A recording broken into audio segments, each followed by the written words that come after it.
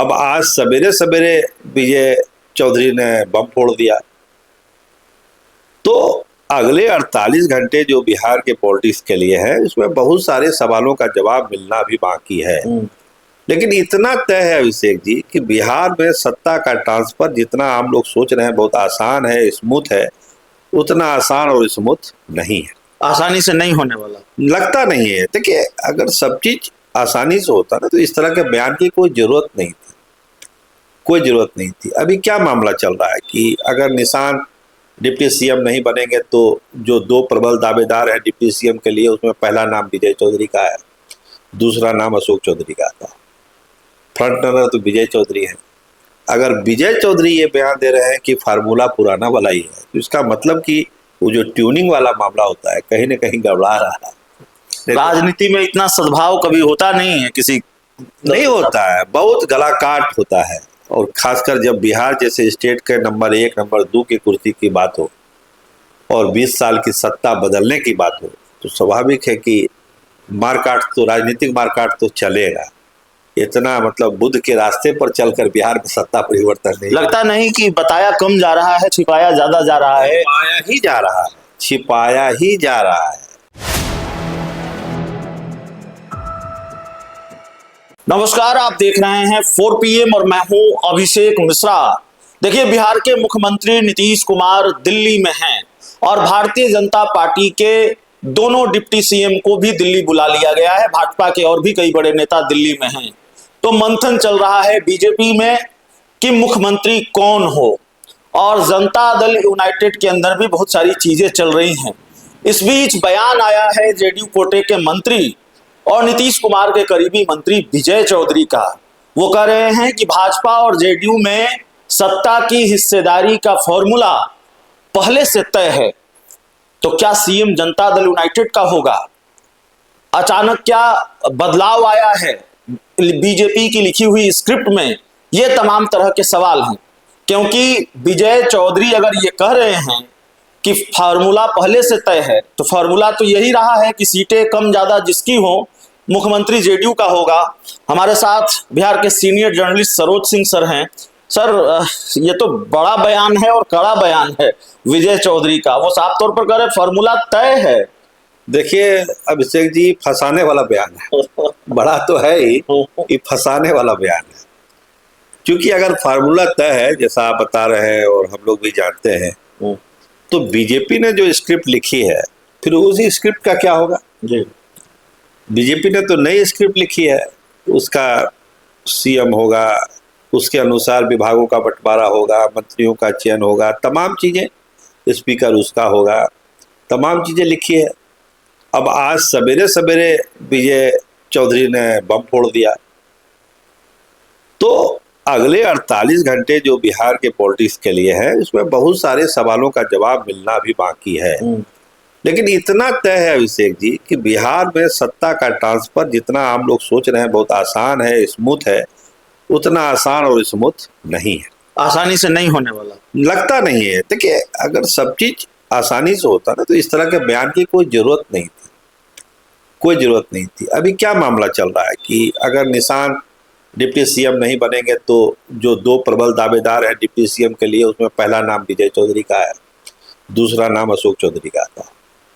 Front runner तो विजय चौधरी है। अगर विजय चौधरी ये बयान दे रहे हैं कि फार्मूला पुराना वाला ही है, तो इसका मतलब कि वो जो ट्यूनिंग वाला मामला होता है कहीं ना कहीं गड़बड़ा रहा है। राजनीति में इतना सद्भाव कभी होता नहीं है, किसी नहीं होता है, बहुत गला काट होता है। और खासकर जब बिहार जैसे स्टेट के नंबर 1 नंबर 2 की कुर्सी की बात हो और 20 साल की सत्ता बदलने की बात हो, तो स्वाभाविक है कि मारकाट तो, राजनीतिक मारकाट तो चलेगा। इतना मतलब बुद्ध के रास्ते पर चलकर बिहार में सत्ता परिवर्तन नहीं, लगता नहीं कि बताया कम जा रहा है, छिपाया ज्यादा जा रहा है। छिपाया ही जा रहा है, छिपाया ही जा रहा है।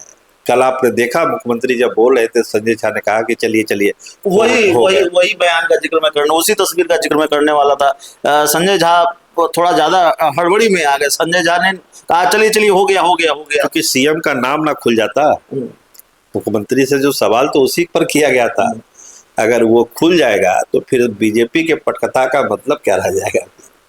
फिर कोर कमेटी की बैठक, विधायक दल की बैठक, एनडीए की बैठक, पर्यवेक्षक, तमाम जो ये सब होता है मुख्यमंत्री बनाने को लेकर, फिर उसका कोई मतलब ही नहीं रह जाता। अभी बहुत पानी बहना बाकी है। बहुत पानी बह चुका है, बहुत पानी बानी है। और ये मानिए अभिषेक जी कि न केवल पत्रकार, नेता, बल्कि बिहार का आम जनमानस भी कंफ्यूज है। जिसको राजनीति में दिलचस्पी है उसको लगता है कि हो क्या रहा है बिहार में, बिहार जैसे स्टेट में क्या हो रहा है। कल जो घटना हुई है, आप जान रहे हैं सीमांचल में जिस तरह से धुरंधर स्टाइल में वो काट के उसका सर रोड पर रखा गया है, ये कोई मामूली घटना नहीं है। लेकिन चूंकि अभी फोकस सत्ता ट्रांसफर पे है, राजनीतिक चर्चा ज्यादा हो रही है, वो चीजें दब गई। और जो राजनीतिक चीजें हो रही हैं बिहार में, और जिस तरह से बीजेपी के तमाम बड़े नेता दिल्ली में हैं, जो मुख्यमंत्री के रेस में हैं, जो मंत्री बनने के रेस में हैं, जो स्पीकर बनने के रेस में हैं। और एक चीज और आपको अभिषेक जी बताएं कि वो लोग जो इस बार मंत्री हैं बीजेपी कोटे से, वो लोग एकदम ताबड़तोड़ में है कि जो नई सरकार बने उसमें वही विभाग के साथ वो कंटिन्यू कर जाए। एलजेपी के जो मंत्री दोनों थे वो भी लगे हुए हैं कि वो कंटिन्यूएशन में हो जाए। एलजेपी के एक मंत्री को लेकर खबर है कि एक मंत्री का पत्ता साफ हो रहा है। देखिए, अभी आप संजय सिंह की तरफ आपका इशारा है, बहुत सारी चीजें चली मीडिया में, कहा गया कि प्लांटेड होके उनके लोगों ने चलवाया है, उन्होंने सफाई भी दी है। तो ये अभी चूंकि संजय सिंह खास है चिराग पासवान के, और जिधर की वो सियासत करते हैं उधर से चिराग पासवान भी हैं। बिहार की राजनीति दिल्ली में शिफ्ट है, लेकिन नीतीश कुमार जब दिल्ली से बिहार लौटेंगे, कल लौटने वाले हैं, कल 4 बजे वाली फ्लाइट से वो लौट रहे हैं। तो जब उनकी पटना लैंडिंग हो जाएगी, उसके बाद क्या क्या होना है बिहार में? देखिए, पटना में तो सब कुछ बीजेपी के कंट्रोल में है। जिस तरह से मीडिया की वाइट दे रहे थे दिल्ली में, पटना में तो आपको अभिषेक जी नीतीश कुमार नहीं देने वाले हैं, इतना तय है। नहीं तो हम और आप तो इतने खुशकिस्मत नहीं है कि हमें नीतीश कुमार की बाइट मिल जाए पटना में। हम वही नहीं, पटना में हमारी आपकी बात नहीं, हम पूरी मीडिया की बात कर रहे हैं। क्योंकि मीडिया की से बात नीतीश कुमार नहीं करते बिहार में, बहुत दिनों से नहीं कर रहे हैं। दिल्ली में उन्होंने कर लिया। आपको हैरानी भी हुई होगी कल जब आपने नीतीश कुमार को बयान देते सुना होगा दिल्ली में। नहीं, सब लोग हैरान थे। और जिस तरह से चीजें संजय झा ने चीजों को आगे बढ़ा दिया, उससे हैरानी और भी है कि क्या बीजेपी के स्क्रिप्ट को नीतीश कुमार ने भी स्वीकार कर लिया है क्या? ये एक बड़ा सवाल उस प्रेस कॉन्फ्रेंस से सामने आया है। फिर पलटकर ये सवाल भी, सिक्के का दूसरा पहलू ये है कि स्वीकार नहीं किया है क्या, जिस तरह से विजय चौधरी बयान दे रहे हैं? वही चीज कह रहे हैं ना कि पल पल बिहार की सियासत बदल रही है। अगर विजय चौधरी आज ये बयान दे रहे हैं तो इसका मतलब है कि अब उन्होंने क्या कहा कि हरिवंश बाबू राष्ट्रपति कोटे से चले गए हैं राज्यसभा, वो उनके संज्ञान में नहीं है, पता करना होगा। बोली इतना बड़ा फैसला होगा, जेडीयू के हैं, जेडीयू से वो राज्यसभा सदस्य थे और जेडीयू के ही है।